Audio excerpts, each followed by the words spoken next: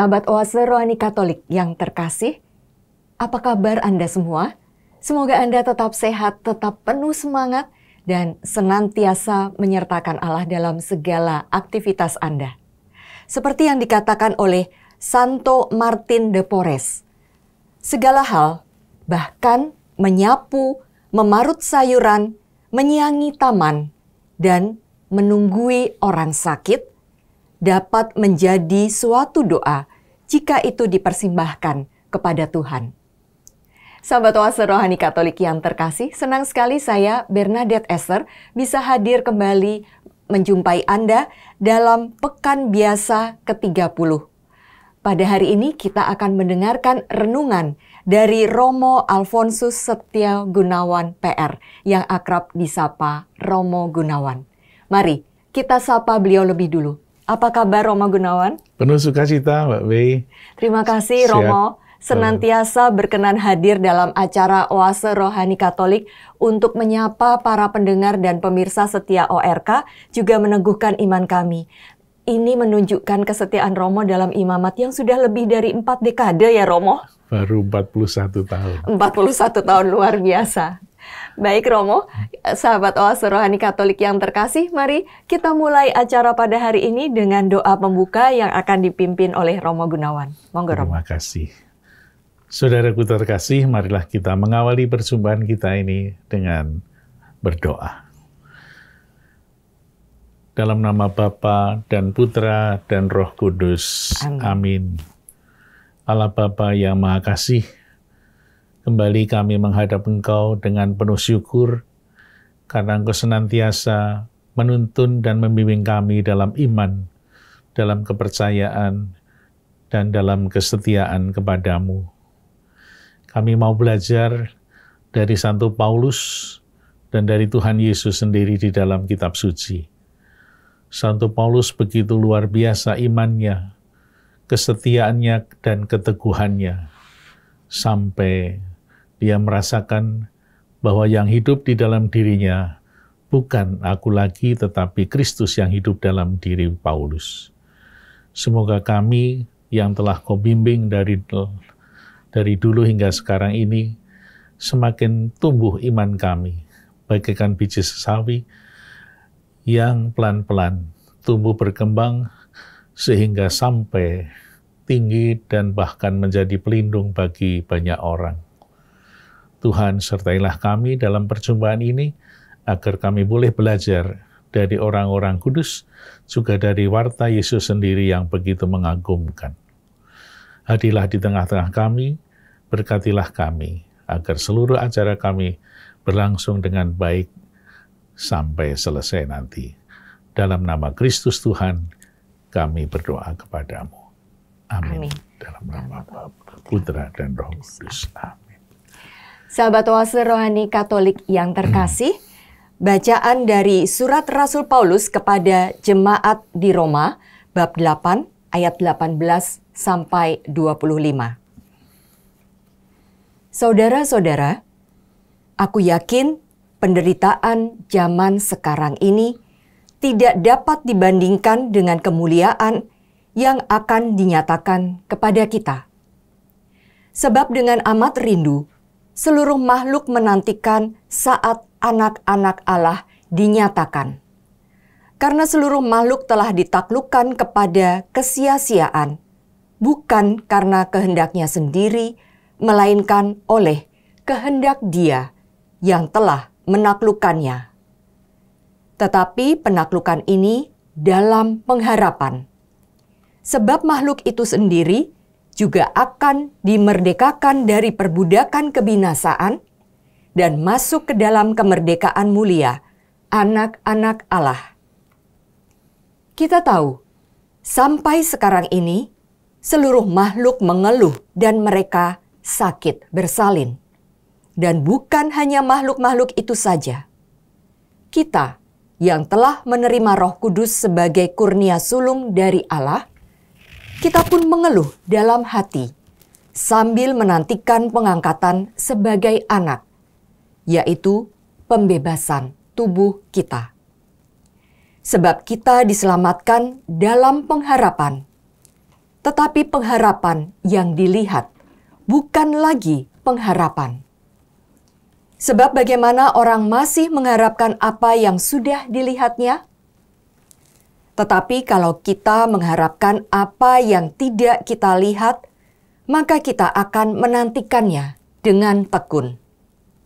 Demikianlah sabda Tuhan. Syukur kepada Allah.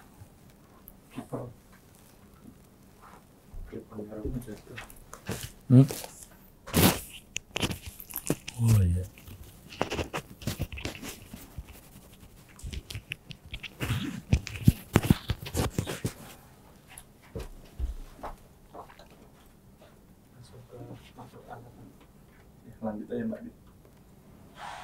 Mazmur tanggapan dengan refren, Tuhan telah melakukan perkara besar kepada kita. Tuhan telah melakukan perkara besar kepada kita. Ketika Tuhan memulihkan keadaan Sion, kita seperti orang-orang yang bermimpi. Pada waktu itu, mulut kita penuh dengan tawaria, dan lidah kita dengan sorak-sorai. Tuhan telah melakukan perkara besar kepada kita. Pada waktu itu berkatalah orang di antara bangsa-bangsa, Tuhan telah melakukan perkara besar kepada orang-orang ini. Tuhan telah melakukan perkara besar kepada kita. Maka kita bersukacita. Tuhan telah melakukan perkara besar kepada kita. Pulihkanlah keadaan kami, ya Tuhan, seperti memulihkan batang air kering di tanah Negeb. Orang-orang yang menabur dengan mencucurkan air mata akan menuai dengan bersorak-sorai. Tuhan telah melakukan perkara besar kepada kita. Orang yang berjalan maju dengan menangis sambil menabur benih, pasti pulang dengan sorak-sorai sambil membawa berkas-berkasnya. Tuhan telah melakukan perkara besar kepada kita.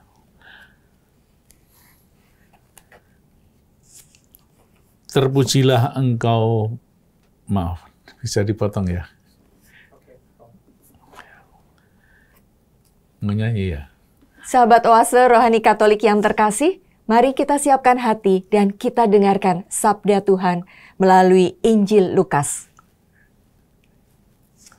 Haleluya, haleluya, haleluya, haleluya, haleluya,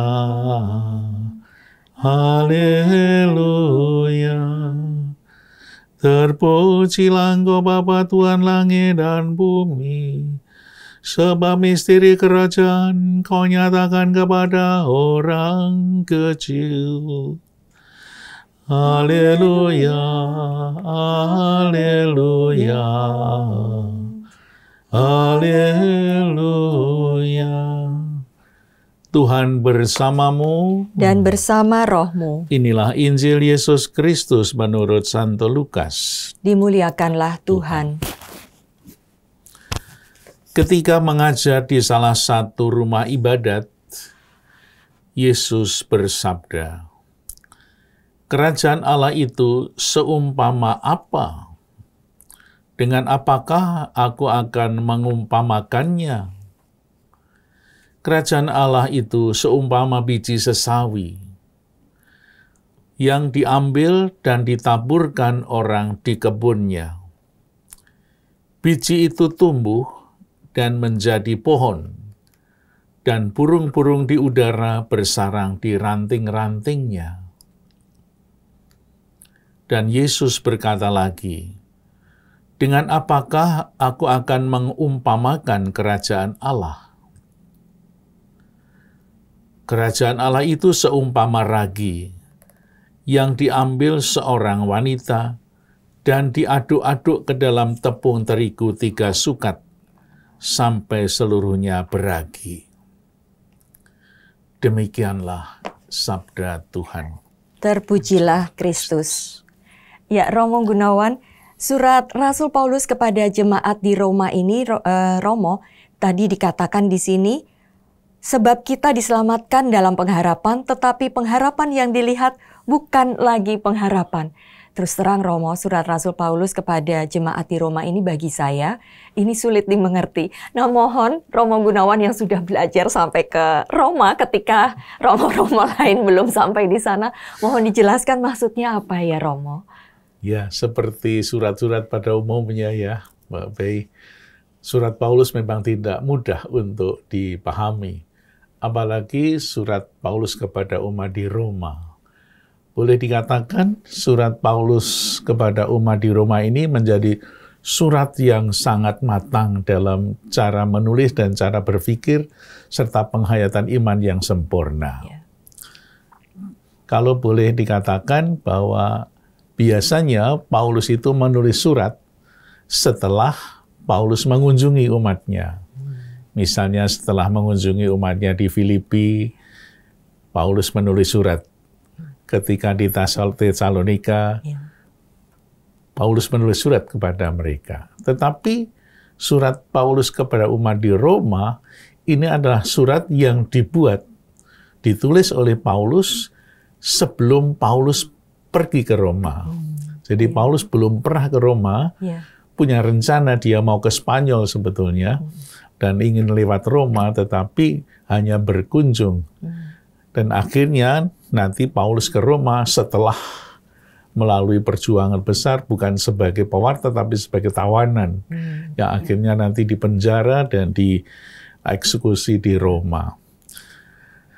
Surat Paulus kepada umat di Roma, khususnya bab 8, ini menjadi puncak dari tulisan surat Paulus yang secara keseluruhannya ada 16 bab.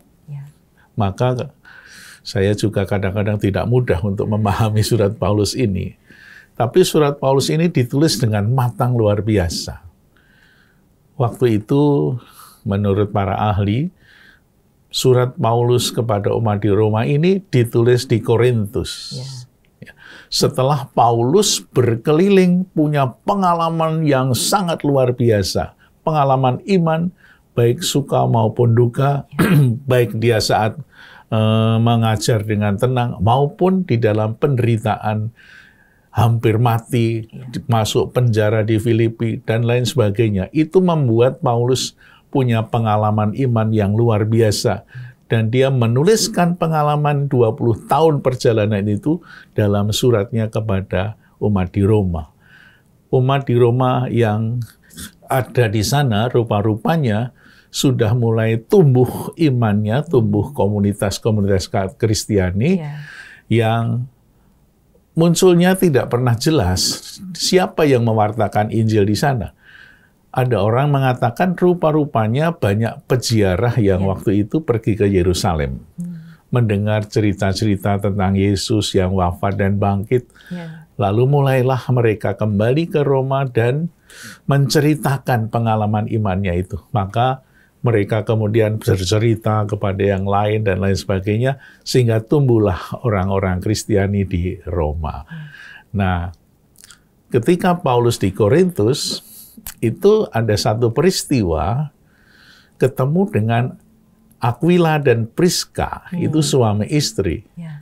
Ya, kenapa dia ketemu Paulus di Roma? Karena ketika mereka ada di Roma bersama dengan orang-orang Kristiani di sana, ada kaisar nama Claudius namanya, itu mengusir orang-orang Yahudi yang tinggal di Roma. Karena apa mereka diusir? Karena pada ribut tentang Kristus. Ada yang percaya, ada yang tidak, ada orang Yahudi dan non-Yahudi yang saling berbeda pendapat. Itu merusak, apa boleh dikatakan mengganggu ketenangan kekaisaran Claudius, sehingga orang-orang itu diusir. Ada sebuah dekret dari Kaisar Claudius, dan Aquila Priska termasuk orang-orang yang diusir, ketemulah dengan Paulus di Korintus. Dan di Korintus itulah Paulus menulis surat kepada umat di Roma. Dan suratnya sangat matang sekali. Dari pengalaman sekian, kurang lebih 20 tahun Paulus mewartakan Injil, dituangkanlah pengalaman iman itu dalam surat kepada umat di Roma. Oh begitu ya Romo, karena ini benar-benar matang dari pengalaman 20 tahun ke berbagai tempat dan kemudian mengalami berbagai macam kesulitan yang dihadapi. Makanya Paulus bisa menyebutkan bahwa tetapi kalau kita mengharapkan apa yang tidak kita lihat, maka kita akan menantikannya dengan tekun. Ini kan sudah melampaui ya Romo. Ya, boleh dikatakan Paulus memang luar biasa, lain dengan orang-orang lain, apalagi seperti kita ya. Paulus sampai berani mengatakan dengan keyakinannya ketika menulis surat kepada umat di Galatia, bab 2 ayat 20. Yang hidup di dalam diriku bukan aku lagi, tapi Kristus yang hidup dalam diriku. Dan dalam Filipi 1 ayat 21 itu, bagiku hidup adalah Kristus dan mati adalah keuntungan. Luar biasa. Benar. Berarti apa? Kehidupannya itu betul-betul memang hanya dalam Kristus. Hidupnya, pikirannya, seluruh penghayatan imannya, itu karena Kristus diyakini sebagai Sang Juru Selamat. Maka ketika di dalam ayat dikatakan, aku yakin, itu kesaksian iman sendiri. Betul. Yakin, Paulus begitu yakin bahwa penderitaan zaman sekarang itu tidak dapat dibandingkan dengan kemuliaan yang akan datang. Paulus dari pengalaman pertama sudah banyak penderitaan penderitaan yang luar biasa, hampir mati, dan lain-lainnya itu membuat dia, oh ini loh, ikut dalam penderitaan Kristus. Dan ketika menyatu dengan Kristus, dia punya pengharapan bahwa nanti, ya sekarang ini baru melihat dengan mata dengan mata, tapi nanti kemuliaan itu akan lebih indah dari segala-galanya. Tetapi Paulus juga nampaknya memahami para jemaatnya. Romo, di sini dikatakan, kita pun yang telah menerima Roh Kudus sebagai kurnia sulung dari Allah, kita pun mengeluh dalam hati. Jadi walaupun kita sudah bilang bahwa kita menerima Roh Kudus, toh kalau ada penderitaan sedikit pasti akan bertanya, kenapa saya Tuhan? Gitu ya Romo. Sampai sekarang ini masih sering terjadi. Kalau kita sakit juga mengalami yang sama. Betul. Tetapi iman itu akan menopang kita semua. Sehingga orang-orang yang beriman luar biasa, dia tidak akan melihat itu sebagai sebuah penderitaan hukuman, tetapi itu menjadi kesempatan untuk memberikan kesaksian tentang iman akan Kristus Sang Juru Selamat. Seperti Paulus itu menderita luar biasa, tetapi dia merasakan bahwa penderitaan itu tidak sebanding dengan kemuliaan yang nanti akan anugerahkan Tuhan kepada Paulus. Berarti kalau mengalami penderitaan atau kesulitan, pertanyaannya bukan mengapa ya Romo Gunawan, tetapi bagaimana apa yang kita hadapi ini justru semakin mendekatkan kita kepada Allah, bukan begitu Romo? Iya, bagus sekali. Apakah ada pesan lain yang hendak Romo Gunawan sampaikan dari surat Rasul Paulus kepada jemaat di Roma dalam konteks saat ini, Romo? Ya, pasti Paulus memberikan kesaksian dan pesan kepada kita semua. Bahwa Paulus pun pernah mengalami satu penderitaan yang sangat hebat. Dan kalau kita sedikit cerita tentang atau mengenal Aquila dan Priska, mereka yang tinggal di Roma, orang-orang Kristiani yang tinggal di Roma, kan banyak mengalami juga penderitaan yang luar biasa pada saat itu. Apalagi sesudah Kaisar Claudius, itu ada Kaisar Nero yang rada sinting sedikit itu. Nanti ada kaisar-kaisar berikutnya. Puncaknya ketika kitab Wahyu ditulis itu Kaisar Domitianus, itu sangat kejam terhadap orang-orang Kristiani. Nah, penderitaan yang dialami oleh orang-orang Kristiani itu rupa-rupanya diceritakan juga oleh Aquila dan Priska kepada Paulus. Dan waktu itu penulisan kepada umat di Roma itu dalam kondisi di Korintus ketika Paulus juga ketemu dengan Priska dan Aquila. Sehingga konteksnya itu semakin menjadi lengkap bahwa orang-orang di Roma yang menderita pun mereka diberi pengharapan bahwa kita pun juga sebagai umat Kristiani yang percaya penderitaan kita ini semua akan selesai dan kemuliaan yang akan kita terima lebih agung daripada segalanya. Wah, luar biasa. Jadi intinya adalah dalam kondisi apapun, iman kepada Tuhan itu yang justru menyelamatkan, Romo Gunawan. Betul. Itu ya yang salah satu dari surat Paulus yang ditulis di Roma adalah iman yang menyelamatkan. Baik, sahabat Oase Rohani Katolik yang terkasih, mari kita jeda sejenak untuk mengendapkan apa saja yang sudah Romo Gunawan sampaikan tadi. Jangan kemana-mana, tetaplah bersama kami karena setelah jeda kita akan membahas bacaan Injil Suci menurut Lukas.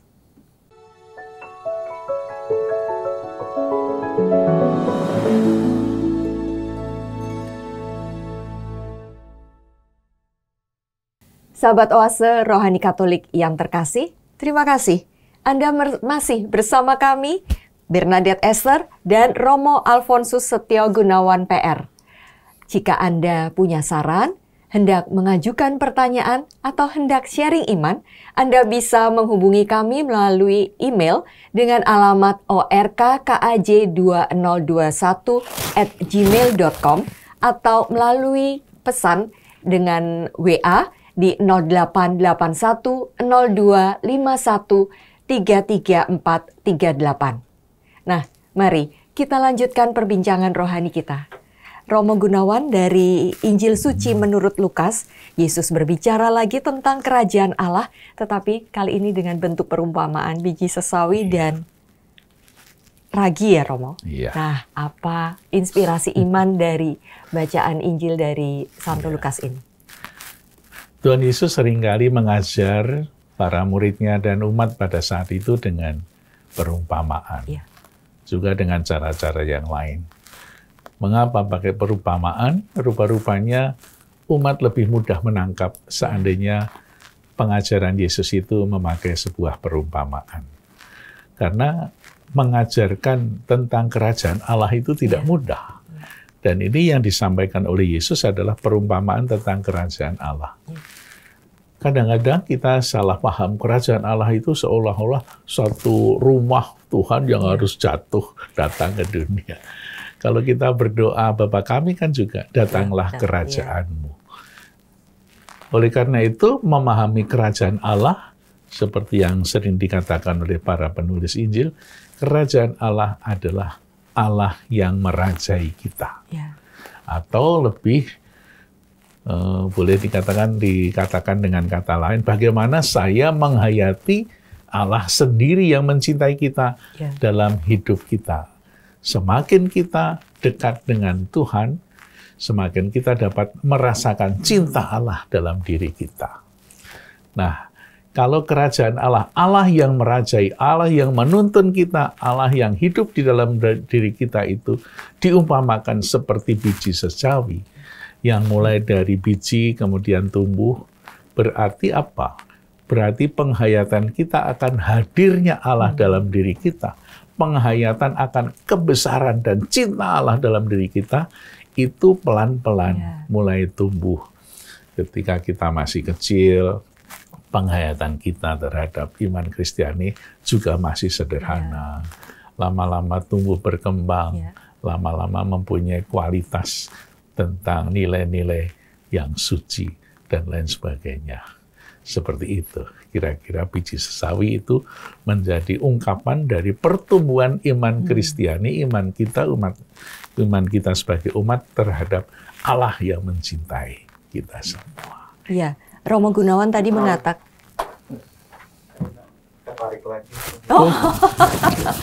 ini bukan dari Romo Gunawan, sama Mas Gandung dengan jepitnya. Ini ketarik, tapi pas Romo Sander ke belakang. Ditarik itunya. Apa tak buka dengan ini?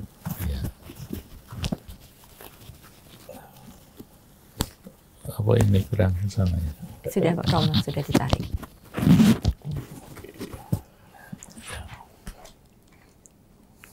Berarti lanjut, kamera selanjutnya. Iya. Ya, Pak. Ya, oke. Romo Gunawan tadi mengatakan bahwa iman kita pun perlu bertumbuh. Dari mulai kita anak-anak, kita sederhana pemahamannya, semakin lama semakin dewasa, seharusnya semakin matang dan semakin dekat. Tetapi kenyataannya sering tidak seperti itu ya Romo. Ibarat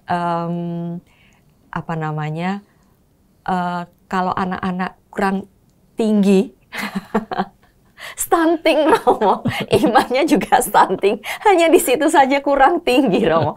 Nah, bagaimana supaya tidak mengalami hambatan seperti itu ya Romo? Ya, di dalam dunia pendidikan atau boleh dikatakan atau boleh dipakai juga di dalam dunia pendidikan iman, itu seringkali dikatakan ada 3 tahap untuk membuat manusia semakin matang dalam iman. Ya. Mungkin dari kecil, tahap pertama itu tahap pembiasaan. Manusia atau anak-anak kecil itu dibiasakan. Ya. Mungkin dia tidak tahu apa yang dia buat ya. Misalnya, ayo tanda salib bagaimana? Ayo sebelum tidur kita doa dulu, sebelum makan doa dulu. Apa sih? Ngapain sih kok? Nah, itu kan pembiasaan dari orang tua untuk anak-anak kita.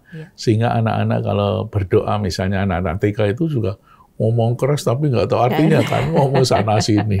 Tapi itu perlu dibiasakan. Kalau tidak dibiasakan, tidak tahu nanti lah lanjutnya. Dibiasakan berarti sungguh menjadi biasa dalam doa. Tetapi tahap yang kedua itu harus meningkat. Bukan hanya pembiasaan, karena apa?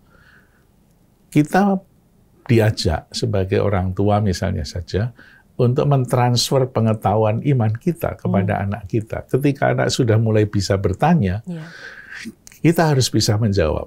Maka pendidikan iman Katolik itu bukan hanya untuk anak, tapi juga untuk orang tua ya. Nah, dengan berjanji waktu menikah, saya berjanji mendidik anak-anak secara Katolik.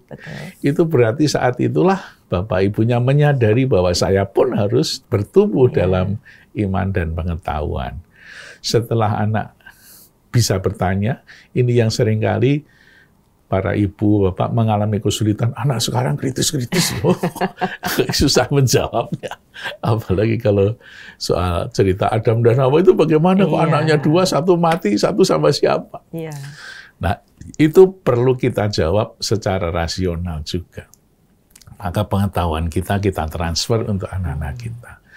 Tahap yang ketiga adalah setiap anak yang tumbuh harus sampai pada sebuah nilai, nilai Kristiani yang sangat dalam, nilai dan keutamaan-keutamaan yang dijunjung tinggi, tentang kasih, tentang kejujuran, tentang kesetiaan.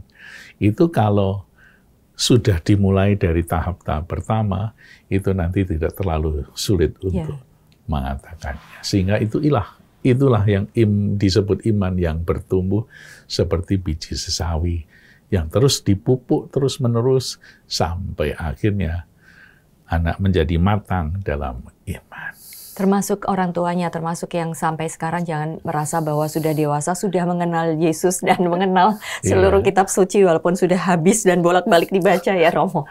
Iya, makanya saya sering kali kalau diminta mengajar katekumen misalnya saja, ada satu yang Katolik, lalu pasangannya belum Katolik. Saya biasanya mengajak, atau yang Katolik ikut sekalian, menemani yang tidak Katolik untuk ikut belajar agama. Ternyata yang Katolik juga sama-sama bodohnya. Sama-sama tidak tahu. Ternyata mereka masih juga harus belajar. Betul. Romo, ini dalam Injil suci yang menurut Lukas ini juga kerajaan Allah diumpamakan sebuah ragi yang kemudian diaduk dalam tepung terigu lalu sampai seluruhnya beragi. Ini bagaimana ya Romo Gunawan penjelasannya? Itu perumpamaan dari seorang yang membuat tepung. Tepung itu kalau tidak dicampur ragi kan nggak enak ya. Itu sebetulnya mirip dengan garam dunia. Sedikit tetapi berpengaruh dalam seluruh adonan atau seluruh masakan. Nah, begitu juga ragi akan mempengaruhi setiap orang yang mengimani hidup Kristiani ini. Kalau tidak ada sabda Tuhan yang dimasukkan di dalamnya, sedikit yang kita wartakan itu akan memberikan pengaruh besar. Seperti garam sedikit akan membuat enak semuanya yang terjadi. Maka adonan itu juga akan memberikan sukacita, rasa enak kalau ada raginya. Maka kerajaan Allah itu juga akan memberikan pengaruh besar kepada setiap pribadi manusia, manakala dalam setiap kehidupan kita ini juga dimasukkan unsur-unsur Allah sendiri yang hadir di dalamnya. Maka dalam setiap pendidikan rumah, dalam keluarga, kadang-kadang perlu dimasukkan nilai-nilai kerajaan Allah. Apa artinya cinta kasih, apa artinya pengampunan, apa artinya rendah hati, apa artinya tidak menjadi sombong. Itu semua akan memberikan pengaruh di dalam setiap tingkah laku kehidupan manusia. Kalau orang tidak pernah mendengar atau tidak pernah melakukan sikap rendah hati, nanti terjadi satu hal yang tidak bisa diinginkan. Misalnya saja sekarang ini kadang-kadang kita mendengar orang-orang yang tidak mempunyai perasaan ketika dia memukul orang. Betul. Bahkan ada cerita yang sangat menyedihkan ini, membunuh pacarnya. Ada lagi yang sekarang ini juga lagi perang dan lain sebagainya. Dan anak-anak SD sudah membuli luar biasa dengan kekerasannya. Maka perlu dimasukkan misteri kerajaan Allah atau Allah yang menjadi raja. Semoga Allah yang kita imani sungguh menjadi raja bagi anak itu, membimbing, menuntun, sehingga seluruh hidupnya tidak hanya dikuasai oleh pikiran sendiri yang seringkali dipengaruhi oleh banyak hal-hal yang ada dalam YouTube atau dalam itu pengaruhnya lebih kuat daripada pengaruh kita semua. Artinya Romo, kalau misalnya kita dalam kehidupan kita ini katakan membaca kitab suci, mendengarkan sabda Tuhan, itu juga ibarat memberikan ragi dalam hidup kita ya Romo. Artinya kita juga kemudian bisa memilah mana yang baik, tindakan mana yang sepatutnya sesuai dengan yang diinginkan. Jangan sampai justru godaan dunia ini yang kuat menarik kita. Problemnya adalah kita sering justru tergoda oleh tarikan yang duniawi ini, Romo. Itulah yang penting bagi kita semua, bagi umat Kristiani, bagi keluarga-keluarga Kristiani, untuk setiap hari memasukkan satu nilai Kristiani yang sangat berguna bagi perjalanan hidup anak-anak kita.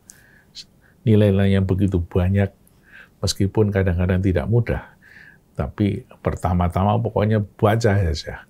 Pokoknya renungkan saja, nanti lama-lama akan menjadi biasa. Romo Gunawan, nuwun sewu kalau saya tanya agak di luar ini ya Romo. Boleh. Romo Gunawan sudah menghidupi imamat tadi setelah 41 tahun ya, bukan suatu waktu yang singkat meskipun Romo mengatakan baru 41. Nah, tentu saja dalam rentang waktu lebih dari 4 dekade itu Romo pasti melihat perubahan-perubahan yang terjadi ketika Romo masih dikatakan 10 tahun pertama, 20 tahun pertama, 30 tahun pertama sampai 40 tahun yang berikutnya. Apa sebenarnya problem yang sangat rentan atau sangat mendesak di keluarga Katolik saat ini atau di umat Katolik saat ini, kalau dikaitkan dengan kerajaan Allah ini, Romo? Sekarang ini tantangan untuk pendidikan iman bagi keluarga lebih berat daripada zaman dulu ya. Sekarang ini tawaran-tawaran yang sangat terbuka dan tidak pernah ada rahasia lagi.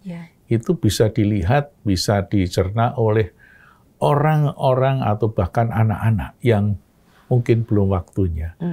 Dan ini memberikan pengaruh besar bagi tingkah laku mereka. Sekarang anak-anak muda misalnya banyak yang putus asa, lalu mencari jawaban bukan dari orang tuanya, bukan dari penasihat, tapi dari YouTube. Kadang-kadang YouTube itu atau nasihat-nasihat dari WA atau dari ibu, dari temannya, itu justru menyesatkan. Maka perlulah keterbukaan antara anak dan orang tua, sehingga anak-anak yang masih muda bisa mencari sesuatu yang memang benar dan baik. Ya, pasti ini pertumbuhan iman ini bertahap ya. Seperti Paulus tadi, menjadi matang bukan dalam waktu 1-2 tahun. Paulus dengan pengalaman imannya yang luar biasa, dengan ketekunannya yang hebat, sampai berani mengatakan, yang hidup dalam diriku adalah Kristus sendiri, bukan aku lagi. Nah, diharapkan kita sebagai umat Kristiani juga mempunyai pertumbuhan iman seperti itu melalui keterbukaan hati. Sekarang ini orang bilang, orang lebih takut pada CCTV daripada pada Tuhan. Kalau ada tulisan awas CCTV, wow. Tapi awas Tuhan, nggak takut. Maka inilah yang perlu kita tekankan dalam pendidikan iman di dalam keluarga. Iya. Benang merah apa, Romo, antara surat Rasul Paulus kepada jemaat di Roma yang mengatakan bahwa pengharapan yang kita lihat yang tidak kasat mata tetapi justru menantikannya dengan tekun, dengan kerajaan surga yang tadi diumpamakan seperti biji sesawi dan ragi, Romo. Ya, seperti tadi saya katakan bahwa surat Paulus kepada umat di Roma adalah surat yang sangat matang, sangat komprehensif, dan panjang. Boleh dikatakan paling panjang suratnya, 16 bab. Menceritakan tentang iman Paulus yang sangat hebat. Pasti iman Paulus yang sangat matang itu bukan terjadi dalam waktu yang sangat singkat. Tetapi dia tekuni pelan-pelan, bahkan ketika dia belum mengenal Kristus, dia memusuhi Kristiani, memusuhi Yesus. Tetapi diubah secara luar biasa oleh Kristus ketika mendapat penampakannya. Lalu imannya mulai tumbuh dalam setiap perjuangan. Sehingga iman yang tumbuh itu bagaikan biji sesawi. Pasti Paulus mulai juga dengan hal yang kecil. Kita melihat bahwa ketika Paulus masih muda, dia sangat emosional. Ya, dia gampang marah. Ketika dikatakan di surat Galatia, ya, kamu kan bukan rasul karena kamu tidak termasuk 12 orang itu. Paulus marah besar kan? Dalam surat Paulus kepada umat di Galatia itu surat awalnya itu surat marah. Ya. Tetapi ketika Paulus sudah mau mulai mengakhiri karyanya di Efesus, di Miletus, dia menulis sebagai satu tulisan yang sangat rendah hati. Aku itu hanya seorang pelayan. Luar biasa kan? Iya, perubahannya. Perubahannya itu seperti terlihat, biji sesawi. Ya, maka kita juga diharapkan pengalaman iman kita membuat kita semakin rendah hati. Membaca kitab suci semakin rendah hati. Kalau membaca kitab suci menjadi sombong, itu berarti salah cara membaca kitab suci. Inggih, matur nuwun Romo. Sahabat Oase Rohani Katolik yang terkasih, dunia memang dipenuhi oleh berbagai macam tawaran yang menyenangkan hati dan kita hidup di dalamnya. Tetapi belajar dari Santo Paulus dan juga tentang ajaran Yesus sendiri, tentang kerajaan Allah yang dipelambangkan sebagai biji sesawi yang terus tumbuh, maka kita bisa bercermin di sana. Maukah kita tumbuh sebagai seorang murid sejati seperti Paulus yang kemudian bisa mengatakan, dalam diriku bukan hanya aku tetapi Yesus yang ada di dalam aku. Sahabat Oase Rohani Katolik yang terkasih, kita sudah berada di penghujung acara. Kita akan menutupnya dengan doa penutup dari Romo Gunawan dan menerima berkat Allah melalui Romo Gunawan. Monggo Romo. Dalam nama Bapa dan Putra dan Roh Kudus. Amin. Terima kasih Tuhan, kami haturkan kehadirat-Mu, karena melalui ajaran-Mu tentang biji sesawi dan ragi, dan juga melalui pengalaman iman Paulus, kami boleh belajar bahwa iman itu tumbuh berkembang di dalam kesempatan-kesempatan hidup yang kadang-kadang menjadi peluang bagi kami di saat-saat kami ada tantangan dan ada cobaan. Kami percaya Tuhan tidak pernah meninggalkan kami, tapi senantiasa memberikan keteguhan dan kekuatan rohani di saat-saat kami semua berat menjalani hidup ini. Seperti Paulus yang beberapa kali mengalami penderitaan, hampir mati, dan juga masuk keluar penjara. Akhirnya dia tetap memuji dan memuliakan Dikau karena dia memberi kesaksian bahwa kemuliaan yang akan kita terima nanti lebih besar, lebih indah daripada penderitaan yang sekarang ini dialami. Oleh karena itu, kami mohon berkat-Mu ya Tuhan, semoga kami boleh belajar dari Paulus dan lebih-lebih dari Tuhan Yesus sendiri, yang setia sampai mati dalam kondisi apapun juga. Karena berkat-Mu itulah kami tetap menjalankan tugas ini sebaik-baiknya, dan semoga kami senantiasa Kau teguhkan dalam berkat-Mu yang maha kuasa. Tuhan serta-Mu dan serta-Mu juga. Semoga kita semua selalu diteguhkan dan dikuatkan oleh berkat Allah yang maha kuasa, Bapa dan Putra dan Roh Kudus. Amin. Amin. Matur nuwun sangat Romo Gunawan untuk berkah dalam untuk renungannya yang luar biasa. Sahabat Oase Rohani Katolik yang terkasih, dengan demikian usai sudah acara Oase Rohani Katolik edisi hari ini. Saya Bernadette Esther dan Romo Gunawan. Kami berdua pamit undur diri. Sampai jumpa pada acara Oase Rohani Katolik edisi berikutnya. Salam. Terima kasih.